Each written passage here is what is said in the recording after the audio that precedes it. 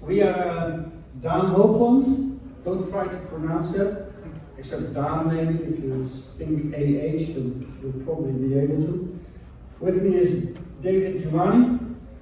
We work at, oh, it's still loading. Okay, I'm on slide 3 now, but we'll catch up.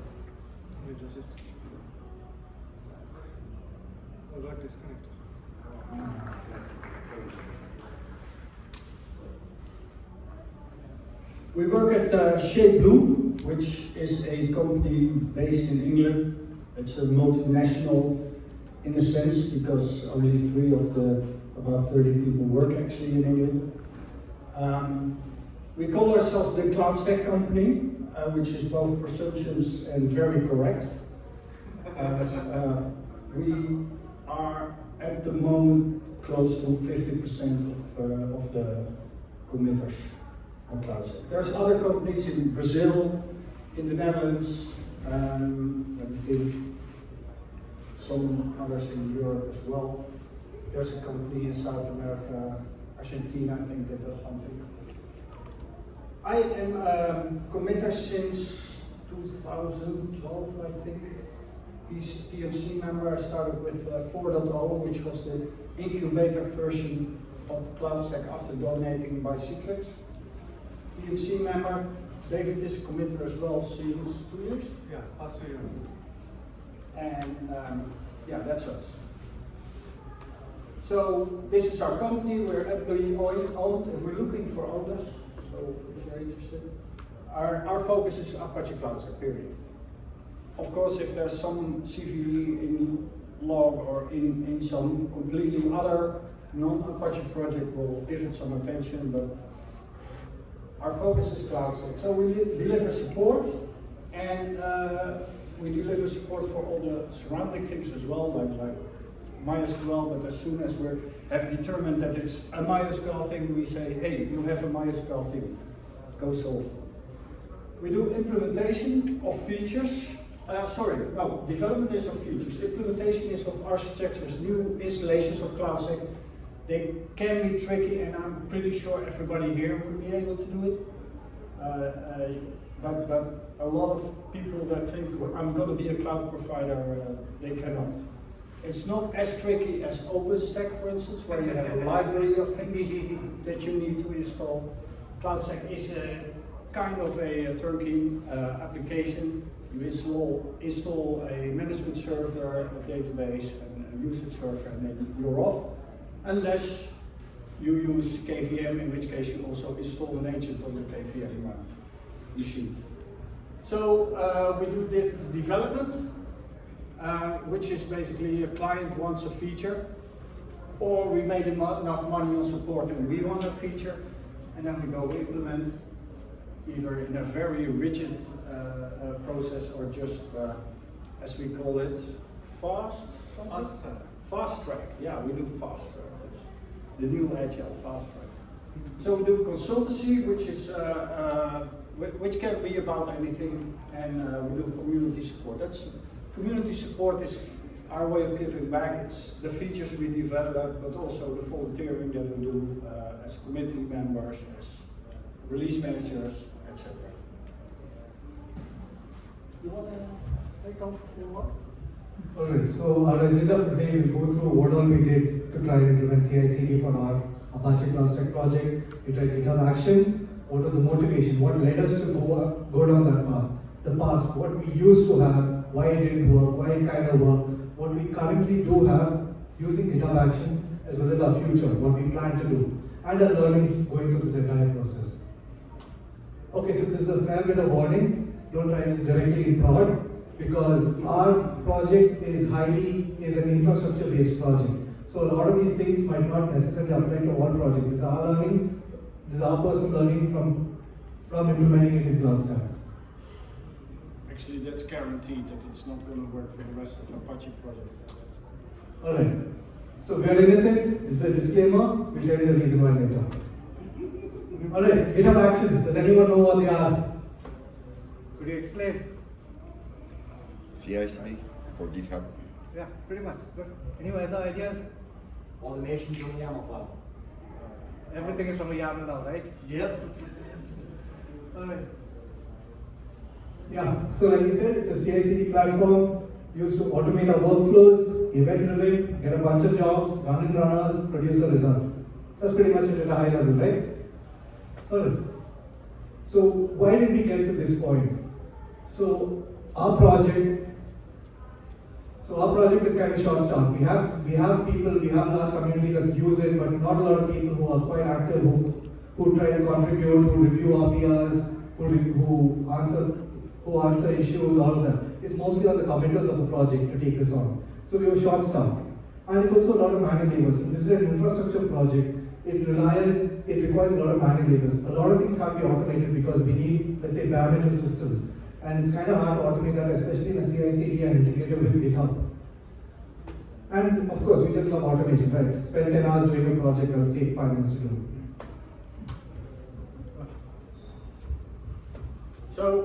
So the history, CloudStack was donated by Citrix, as I might have mentioned before.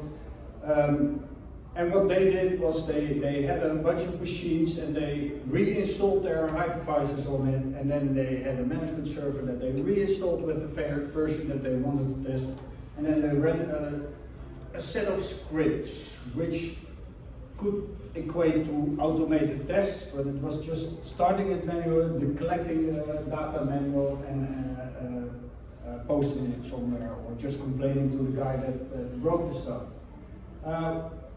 And they continued doing this when it was already a Apache project. So you'd see in older PRs, you'd see some kind of output of something that you think, hey, that's not a bot, but it says it's a bot.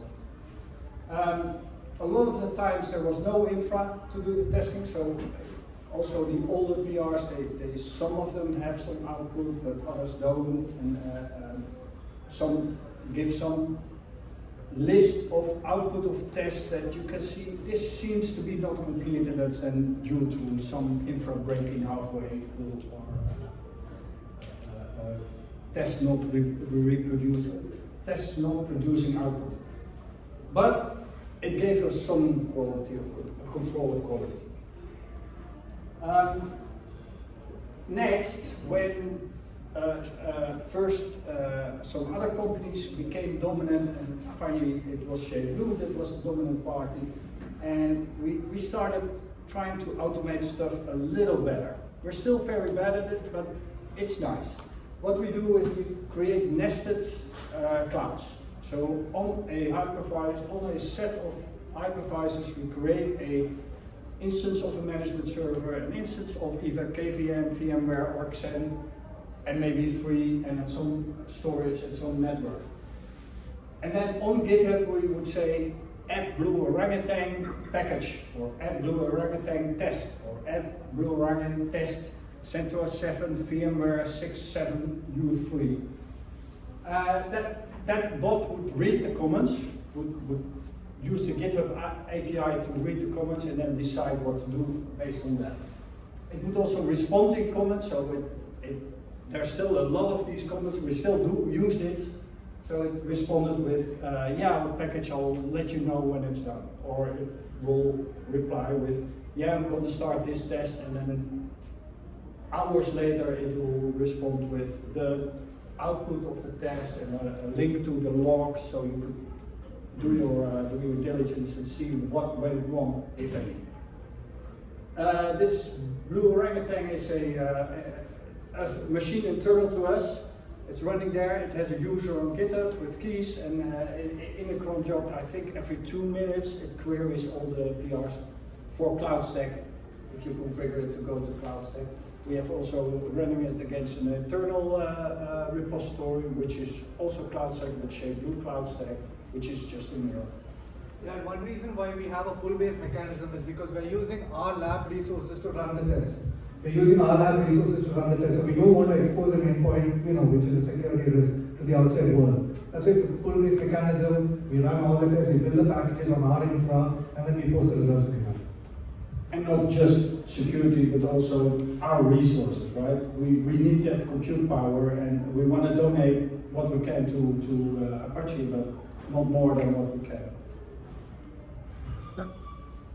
So now, Question: Yes. Do you run these builds also on PRs from forks that people are creating, or those are PRs only on the main repository? it is on forks that we use internally for customers. So we do also custom patches, and we run it against that, but not against your fork. But we can give you the script, and then you can run it yourself. But you will need an environment to run that. No, I was just wondering because that's a potential security risk if you do. Yeah, well, we don't. Okay. You'll have to do that. If you'd like to run it, we've also open sourced our repository and how we automate the entire thing on our own nested cloud, so you can run it yourself. So what David is talking about is the configuration Ansible scripts for those nested clouds. So these are the things we use now. Github Action, Boring Cyborg, both are GitHub apps. And the comments are the GitHub app. So now what we do is we have a whole pull-based mechanism, right? But we don't need it for everything. We can automate like simple things like triaging or automatically kicking the test if it, like let's say it's a UI component, instead of us as committers going to reviewing it, oh it's a UI one, let's kick a test. Simple things like that we could automate via GitHub Actions. As well as we could label PRs, which component does it affect KVM, does it affect our storage, does it affect our network. We could label all of them using Boring Cyborg. So we came up with some kind of semi-automation, at least to make our lives easier. If we can't run entirely on an infra because we don't want to give out such control, otherwise anyone could raise a PR, rip our lab. So that's why we kept it this way. So, Do you know that Boring Cyborg was developed by one of the Apache Airflow committers? alright. So this is what we've come up with so far. We have a label assignment which will help triage using Boring Cyborg. So that way we can triage our PRs, our issues, know which component it relates to, and make lives easier for us. Whether it needs a rebase, whether it's ready for review, whether it's LGTM, approved, all of those labels. Next, we also link. So our project is Java, Python, Bash, a whole bunch of things. So we could link at least the Python part. And it also checks the code coverage. So when someone raises a PR, it's common sense to raise it for tests also. So when they raise it, it will check the coverage. Has the coverage improved? Has it degraded? What do we have? It would also check the quality, any code smells, any potential bugs, NPs, of course, Java. One caveat on the coverage is that our unit test coverage is not as high as any project. I think the lowest of any Apache project. But a lot of the coverage for our code is actually done in integration tests. So I think on unit tests we reach about 10%, and then on integration tests it's over 30%, which is still low, of course. And that's due to a lot of those tests require extra hardware, extra software. Sometimes things that can be emulated in software, but then needs special attention as well. Yeah, adding on to that, we also now it automatically triggers unit tests will be run. So this isn't just Apache CloudStack. So we have another project related to Apache CloudStack called CAPI, Cluster API Provider for CloudStack. So on that, we automatically run a unit test, our end-to-end test, all triggered via Github Actions itself. It will also notify users of merge conflicts. The last thing you want to do is be ready and then you suddenly see a merge conflict, right? So it will notify users of that, and then it will automatically run tests on push. So if you push to the main branch, or periodically, it would automatically trigger tests and report it. So we know the health status of our branch every night. Okay, so it kind of works, right? So it at least helps us so far. It helps us with triaging, it labels it. And one of the use cases is we have a developer who's in Vietnam and he works solely on the UI. So it labels it as UI, it automatically tags him as a reviewer, and he goes ahead and reviews it. And it also marks PRs as ready for review. And unmarks. Yeah, unmarks also. And then it also tests our code coverage. So we've integrated it with Sonar Cloud. Sonar Cloud, right? Sonar Cloud. Yeah, Sonar Cloud for test coverage as well as code quality. So to go take the PR, check it out, run all the coverage, run all the tests on, run all the coverage and the quality of it, and report the results. And what doesn't work? Okay, so test coverage, we said it works. The workflow works, so not our provider, it has its issues, so not our problem. But we're looking for a good provider that can report accurately. And what doesn't work in a way is it doesn't automatically kick packaging and test. But we don't want that also. We want to have some amount of control so we don't expend all our resources on just packaging and test, even for a simple one-line change. So if Apache were rich, we would of course automatically test all the integration tests. But yeah, Apache, we went away from Apache infrastructure to our own infrastructure because it just was too little. And that gives you a bit of an idea of how heavy CloudStack can be for testing. Yeah, like just to run one PR test would take around 8 cores, 20,000 megahertz. 15 hours? Yeah, 15 hours and around, and around 32 GB of RAM. So how resource intensive just one PR test can be. Camel is worse? No, I thought it was bad, but that sounds, small. So you can actually run all the tests on a computer, on a computer. It'll just take a little while, but. We just went to 103 smoke tests that are now in the part of the tests that are actually running this, because we also have about 100 tests that we just don't run because we call them the component test as opposed to the smoke test because they're just too intensive. And if people are really interested in those tests, they'll just have to do it themselves and come up and donate maybe some integration part that we can then use. Right. Alright, so now coming to our learnings from trying this whole adventure, starting from scratch, once it was donated, doing everything on our own, and now using Github Actions. So the good news is they work, right? I'm sure you guys are using it. They're simple, like you said, just a YAML file, define everything, and voila, magic.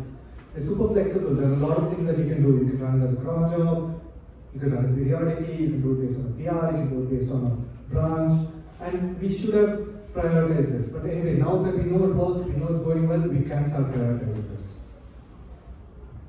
And what we've learned, the bad. So some things don't necessarily work since this is ours, it's an infrastructure heavy project. So a lot of things that could be simply automated in Github Actions cannot. So we have a custom infrastructure, we're human, sometimes we make mistakes in our workflows, and should have, would have, we could have done a lot of things different. But hey, at least look at the present. So we have 2 labs, one in Sofia, one in Hoogland, and in the future we'd like our GitHub action to know which one to use. That's one improvement that we're looking for, based on maybe one problem, but maybe also load data. We want it to be able to trigger the right builds by tags. For instance, we would like not to be the only lab that is supplying compute for testing CloudStack, but then we need to have some kind of tagging to decide in which lab to test. So that's something we're looking at, an old and still very fresh preview. We have now a health check which we manually run. So that's a merge of a space in the README on GitHub that we regularly start manually to see if has anything been merged that is going to break the stuff. And we would like to do that daily. We are building daily, by the way, but we don't tell Apache or you about that. That's internal. And we have to explore whether we can make more, get more out of CI. We don't know. That's the big one we have to do. Where to go from here?